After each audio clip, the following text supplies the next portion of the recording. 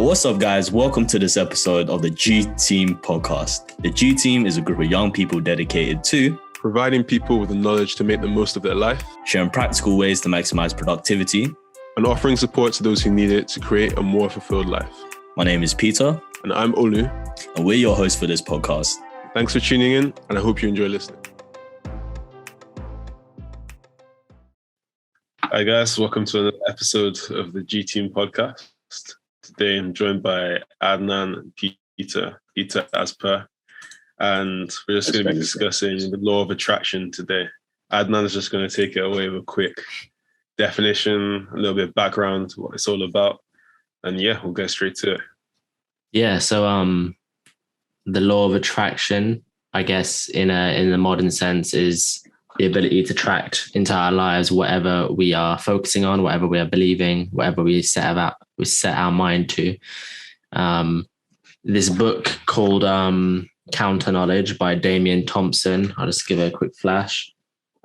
He talks about it in there in more of a negative sense, but he does give an introduction to it. So I'll just read what he put. The law of attraction came about as a DVD in a book package called The Secret, authored by a woman called Rhonda Byrne. She's Australian. This was back in 2006 or 2007. The idea actually originated from a bloke called William Walker Atkinson in the early 1900s, and basically stated that the universe matches situations to your thoughts, quote unquote, like attracts like. So if you imagine a new car, a new house, a pay rise, you'll get it because the universe gives it to you if you think about it. So yeah, that's basically a basic introduction to it. And yeah, we're going to have a discussion about it and see kind of what kind of factors affect it. Is it something that's in the inside, or is it coming from the outside? Is it truly a pseudoscience? And we might agree or disagree on that, and whether it's real or not. And does it matter if it's real or not? Yeah. I think it's something that a lot of people have talked about before, even without putting the quote law of attraction behind it, right? If we look at a lot of famous people who have somewhat used some parts of this and implemented it into their lives, particularly I look at professional athletes when it comes to things like this, and I guess their mindset and the habits that go into it. So believing that they can be the best in a certain field, but it's so much more than just believing. And obviously they create a schedule and they stay so disciplined to it. To which I say that's very external. And the belief itself is internal, but everything else that they do, at least for me, is external, right? Showing up to training, staying consistent with it, and keeping on showing the results for it. For me, that's a lot more powerful than just I guess saying that you want something, or you want to be somewhere, or you want to achieve something. It's that's me. Yeah, I think like what you're talking about as well, when it's without the action, that's just like what people call speaking something into existence. And as good as it is, like being aware of what, your goals are, things that you want to achieve, without actually doing anything, it's not going to come to you. And maybe one thing about like the law of attraction that might hold true is that you're probably more likely to attract the things that you're thinking about, because as you're constantly thinking about it, your actions will usually tend to sort of go towards the thing that you want to achieve. And because you're doing stuff that is, focused towards a goal, then you're probably more likely to achieve that goal. But, the idea that it's just your thoughts, it's not that it doesn't If sit you're well not- with me, but I just don't understand like how that can actually be attracting things towards you. Maybe it's me coming from my engineering background. Need to have a solid answer, but it doesn't quite add up to me. But there's also, another way of looking at it. Some people will testify that, they fully believe in the law of attraction and that they've achieved things, they've accomplished things, and it's because of the law of attraction. And Are they lying? yeah, are they lying? Are they lying? Does it matter if it's worked out for them? Is this proof? Well, these are all questions that I guess we're going to get into, get some opinions about. I think. Yeah, go ahead. I was just going to say, I think it's probably a mixture of internal and external. So it starts off as internal because it's something that you want, so you got to believe in it. And then it turns into external because, like Olu said, and I agree wholeheartedly with that, the more you think about something, the more you internalize something, the more likely you are to start it, the more likely that thought or thing that you've internalized is going to start affecting your actions. So ultimately it starts off as an internal and then it turns into an external action and hopefully results in the thing that you've been attracting, supposedly. Yeah, I think so too. I think in terms of when people talk about this energy and attracting positive or negative energy, personally for me, I do see some merit to it. When I guess if you're ever talking to someone who is super dedicated to a certain goal and they truly believe in that goal, you can, well, at least for me, I can often feel their energy towards it, right? Whether that's through like charisma or just a natural, I can almost feel their dedication and their belief towards that goal. So in terms of, I guess, that like feeding positive energy there, I definitely agree with that. And I guess another way it works is, I guess, like you talked about, constantly thinking about which then is more likely to affect your actions in some ways as well. If a certain individual constantly talks about a certain goal, perhaps they put more pressure on themselves to achieve it in a way. When I guess everyone is now looking at you to set out to do what it is you said you're going to do. You talk the talk, but you also got to walk the walk, and perhaps that's something that goes into. For me, I guess I keep a lot of my goals to myself, but I do try and tell myself that this is definitely within reach, and I use some forms of affirmations every day to say that I've got it within myself to do it. All I need to do is stay dedicated to the cause and do actions X, Y, and Z like daily. And yeah, in a way, I guess when I look at things that I've created or started or helped, certain parts of it have come into it. But again, it wouldn't have ever come unless I took the first step to exactly. They say knowledge isn't power until it's only potential power unless acted upon. So yeah, it's all well and good saying that you want this and that you've got the right tools to do it, but yeah, you got to use them. Yeah, there's definitely value in what you said. You have your goals. You remind yourself of your goals every day. And I'd say there is definitely some kind of power in that. Because sometimes in life, when you've got so many external forces pushing you this way, pushing you that way, it's like, oh, I've got uni and I need to make sure I get this deadline done. Like, oh, my friends are saying they want to meet up with me this time. Like, you're stressed because of time. You're basically focusing on everything except for yourself and the things that you want. Is you are going to be sort of pulled and pushed around by your environment into doing things which aren't necessarily, useful for yourself. But if you're constantly reminding yourself that every day, okay, this is what my goal is in life right now. This is where I'm trying to get to.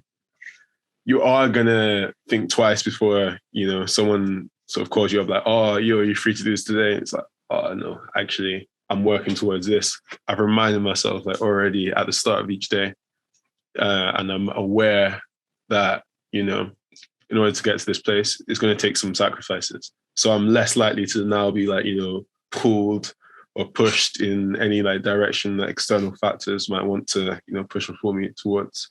So like in that sense, I'd say there's a power in it. Just being aware, and like this is where it comes into like your thoughts, and that's probably what they're getting at. But yeah, I don't know. I guess I'm just trying to see both sides. I wouldn't say I totally agree with it, but I can definitely say there's power in mastering your thoughts, and just sort of reaffirming your motivations and like what you're trying to achieve. I was gonna say, Ollie, I like the way you worded that. It's almost like you're making plans with yourself as opposed to making plans with other people. So you're making plans with yourself for your own goals and your own kind of things that you want to achieve. So the more you mention those things to yourself, the more likely you are to actually say, no, I'm not going to do this other thing for another person or another whatever entertainment or whatever, something that you don't want to focus on. You want to focus on the goal that you're trying to achieve or the outcome that you're looking for. So the more you say it, the more likely you are to stick to your own word kind of thing. Now I've made plans with myself, so I'm going to stay in and work on this project or work on this business idea or however you want to put it. I like that term, I hadn't thought of it, but yeah, making plans with yourself. It just makes so much sense. It's a nice one. Yeah, I think a lot of it, a lot of this sort of conversation that we're having with ourselves, it's creating an environment for ourselves, isn't it? And how important that is when it comes to achieving your goals and attracting what it is that you want to attract. I guess if your peers on the same level as you are, not on the same plane of thinking as you, then it's unlikely that you'll be able to achieve what it is that you're setting out to do, even if you truly want to. If the environment that you're in doesn't encourage it, then what can you do? Except for create a new environment, maybe for yourself or by yourself, to do that. I think a lot of this law of attraction stuff, it comes down to that as well. Because I can think about these random people that I've interacted with, or these random opportunities that have come about that have been really, really productive. But when I take it back and I think, how did these occur? It's not necessarily a coincidence, because I guess I took the time, or I took the chance, and I put in the effort to put myself in those environments in the first place, where I could potentially meet those sort of people or potentially come across those types of opportunities. They say, they say at the end of the day, good luck and good energy. It's just when you're disciplined and opportunity just comes. I think there's another thing as well. Like you mentioned how your thought processes would lead you towards that opportunity. But let's just say like you managed to get yourself towards like this place where you've got this opportunity, and it's without these thought processes. You might not even be able to see that opportunity, because you're not even thinking, oh, okay, because I'm trying to achieve this, or because like this is what's on my mind, this is something that can help me to get towards it. You might just be there and think, oh yeah, that was pretty cool, and just like just let the opportunity pass you by. But because your thoughts are there, and because you remind yourself of your goals and what you want to attract into your life and what you want to get, you're going to be naturally more aware of things that can help you sort of reach that goal as well. Yeah, I totally agree with that. Yeah. But it's like I'm persuading myself the other way. What's happening? What is happening? Maybe it's real. I think exactly. There's so many positives. I think we can draw is like it's definitely good to encourage positive thoughts and self-belief. But yeah, that's just the first step, at least for me.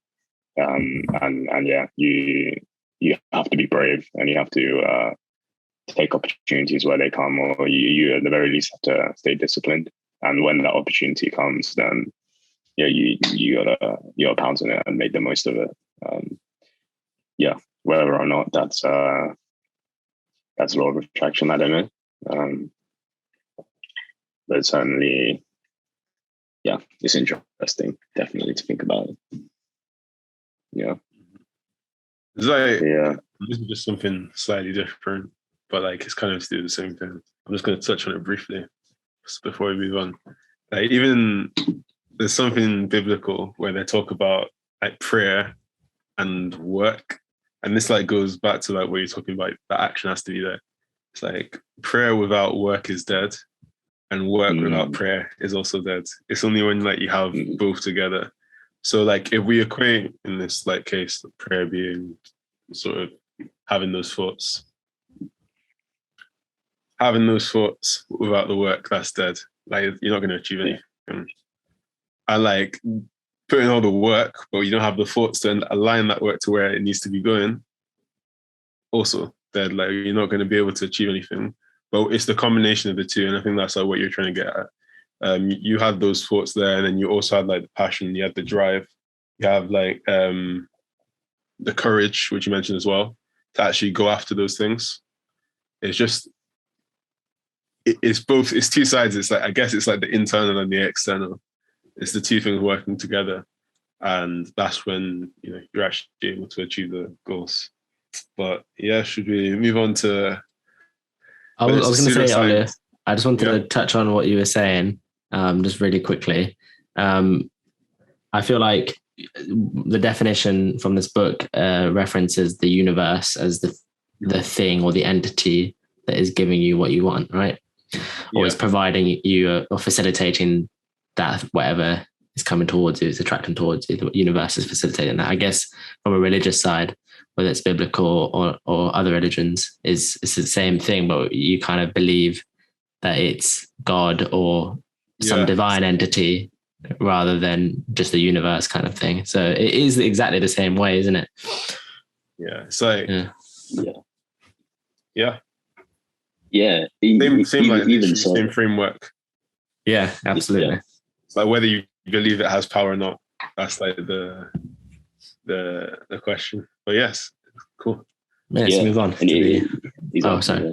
Sorry, go on, Peter. No, I'm saying it's true. It's true. Even so, in those beliefs, is like it's even if you do pray on it, it's you do have to put in the effort, I guess, to in the biblical sense be noticed by the universe or the higher power to like convince them that this is truly what you want.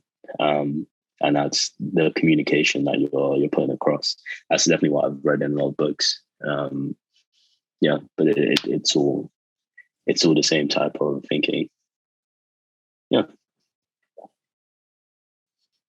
So what was the next? Pseudoscience. Is it a pseudoscience? What's the definition of a pseudoscience? Just fake science. I'll get this up. But I don't know. It's a false science. Something like maybe something that claims to be. So just judging by the Google definition, it's statements, beliefs, or practices that claim to be scientific but are incompatible with the scientific method. So essentially, this is incompatible with the scientific method because you cannot test or observe or try to falsify it, because that's essentially what science is, right? You falsify you attempt to sort of falsify through experimentation. And if you're unable to falsify it, it shows that it's true, or true for the most part. And if you do falsify it, your hypothesis or starting statement, then it shows that it's not actually scientifically true. If that makes sense. Yeah. Yeah. With these sort of things, it's so tough, in because obviously a lot of people have implemented these practices and it's worked for them. And although there may not be solid scientific evidence, is what can you say to them? And we've talked before, just between us three, about things like medicine and traditional medicine versus modern medicine as well, and how much things like the placebo effect actually plays into things. But yeah, at the end of the day, if it works for someone, what can you say? Like, it must be pretty real to them. And it's a tough one, I think. How much did we say? How much? Yeah, how much did we say this? The author made out of this? That was just a net worth, but okay. Check book sales. The net worth was $100 million. 100 mil. I think it's a lot of money based off of a pseudoscience, but as I said, if it works for some people, what can you say? What can you say? Yeah. And for me, I don't think it matters that much if it's spreading a positive message. The only thing you can say is potentially if these people are ripping people off, if some of that 100 million net worth was created through other means. But yeah, I don't think so. I think a lot of these people, the stuff that they write about, they perhaps have implemented it themselves. Clearly, if their net worth is 100 mil, they must have implemented what they've written. They sold copies as well of The Secret. Yeah, exactly. I don't think it would hold up the same if they only sold 1,000 copies. You know, if anything, the net worth is an example of how the law of attraction has worked for them. You know, so just adding to that, it's something I hear a lot. Just adding to that, the Secret, so the book and the DVD by Rhonda Byrne. Apparently it was endorsed by Oprah Winfrey. So there's an element of virality there, isn't there? Of it going viral because it's endorsed by someone who's famous, and we've seen that all the time, haven't we? It's almost like a social epidemic. People just getting absolutely ripped off. Yeah, Elon Musk, saying something on Twitter. It's just that it's an example of a social epidemic that requires celebrities or famous people to almost verify an idea or a statement like the law of attraction by just being associated with it. So it was on the Oprah Winfrey show potentially, and that means there's a sense of truth to it. Exactly. A legit check by Oprah is probably worth like 50 million. You know? Yeah, exactly.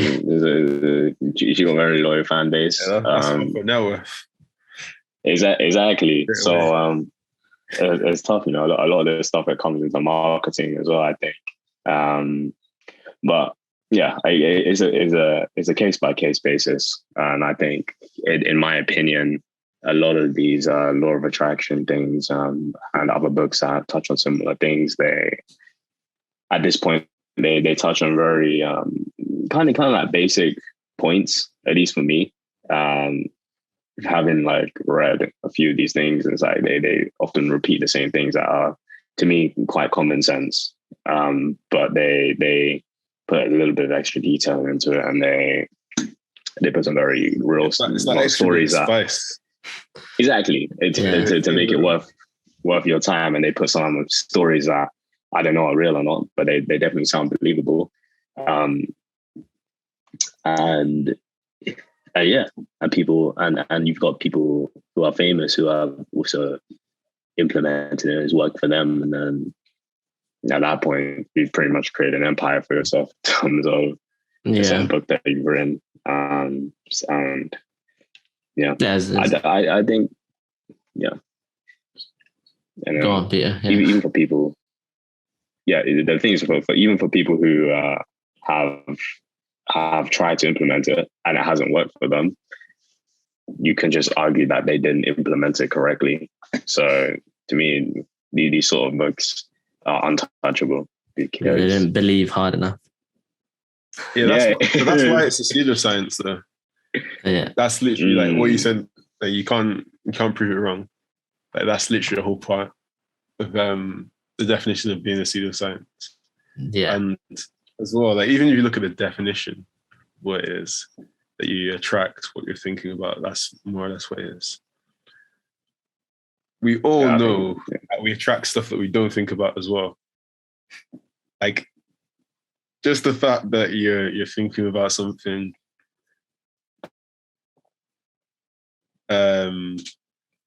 Sorry, like even if you think you're not thinking about something and you can still attract it, that kind of goes to show that cool, you will attract some things that you think about, and like whether they're positive or negative, but you're also going to attract all these other things. It's a given that some of the stuff that you attract will be something that you think about.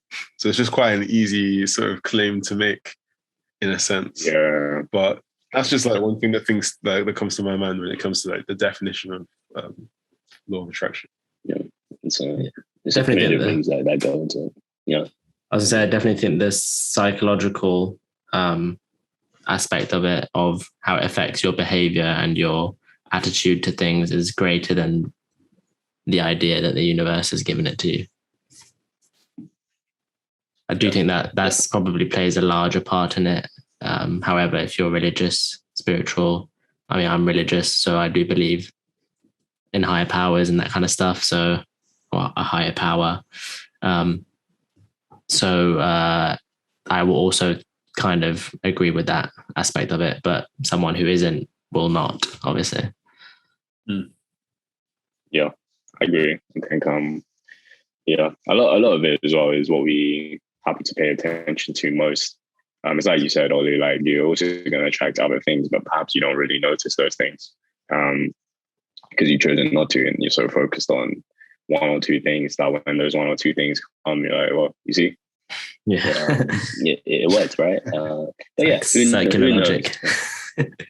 Exactly, and might try and create my own pseudoscience and make about millions. But to me, these people are heroes. You know, they're inspiration for me, at least to make a lot of money.